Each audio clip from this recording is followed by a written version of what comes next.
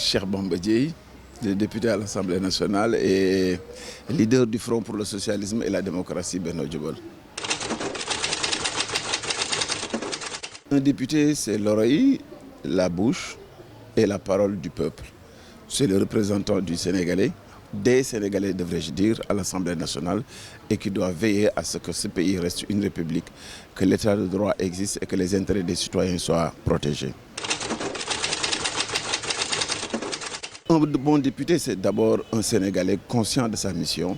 C'est quelqu'un qui a d'abord les aptitudes pour le faire parce qu'on n'est pas député. Il faut avoir les connaissances et surtout l'expertise qu'il faut et avoir une bonne probité morale parce qu'en réalité, il s'agit d'organiser les lois de la République et de suivre l'action du gouvernement. Et pour cela, il faut avoir une haute idée de ce que c'est que la politique, qui selon Cheikh Abdoulaye Dièye, c'est l'art de générer des actions positives pour servir l'intérêt de la majorité. Et c'est dans ce cadre-là qu'il faut accentuer l'action du député. Beaucoup d'expérience. Et je voudrais profiter de l'occasion pour dire que c'est l'un des métiers les plus nobles qu'il soit.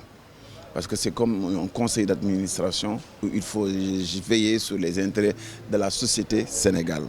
La société qui nous unit et qui doit être une terre de paix, une véritable démocratie et une république qui doit prospérer pour aider chaque citoyen à se retrouver et aussi à cultiver l'amour et la volonté de vivre et de grandir au Sénégal.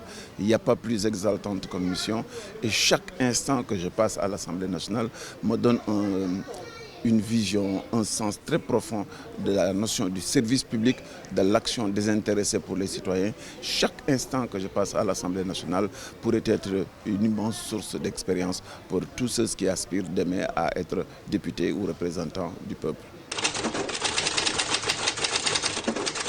Vous savez, ce que vous voulez devenir demain, c'est vous qui devez le construire. L'habit que vous voudrez porter et que vous voudrez, à travers lequel les Sénégalais vous perçoivent, vous devez vous le construire aujourd'hui. Si vous voulez être un homme propre, un homme digne, honorable, c'est maintenant qu'il faut le faire, surtout quand on est jeune. On dit souvent, ah, si vieillesse ça pouvait et que si jeunesse savait. Mais en réalité, nous sommes dans un monde multipolaire où le jeune d'aujourd'hui a toutes les aptitudes et la capacité de comprendre l'évolution du monde. Alors, pour aider votre pays, pour existez d'abord par vous-même. Construisez-vous, donnez-vous les moyens intellectuels, moraux et surtout une rectitude qui vous permet demain, lorsque vous serez en phase ou en position de représenter vos concitoyens, que vous puissiez le faire dans les meilleures des formes avec le respect, la considération et surtout la conviction pour les populations que vous êtes là pour eux et non pas pour vos intérêts. Le Sénégalais en général est un homme très intelligent. C'est quelqu'un qui est l'héritier de Thierno Souleymane Baal à El Hadj Omar Foutiyou en passant par Seydi Hadji Malick et Cheikh Ahmadou Bamba. Quand on est l'héritier d'hommes de culture de cette dimension, on doit toujours puiser sur cette source intarissable pour pouvoir assumer ses missions. Et cela m'a permis, lorsque en 2011 par exemple, il a fallu contrer une loi que j'ai estimée liberticide et contraire à la Constitution et aux aspirations du Sénégal, de puiser dans ces sources d'inspiration et de réflexion. Oui, je suis très heureux, très honoré d'avoir cet entretien avec vous.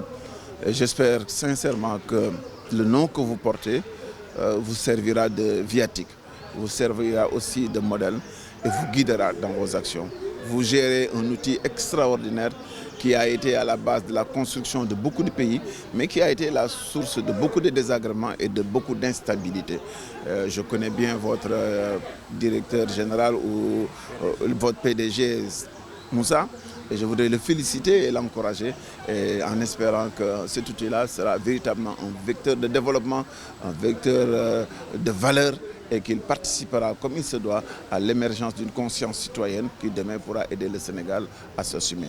Parce que comme le disait Senghor, l'homme est l'alpha et l'oméga du développement.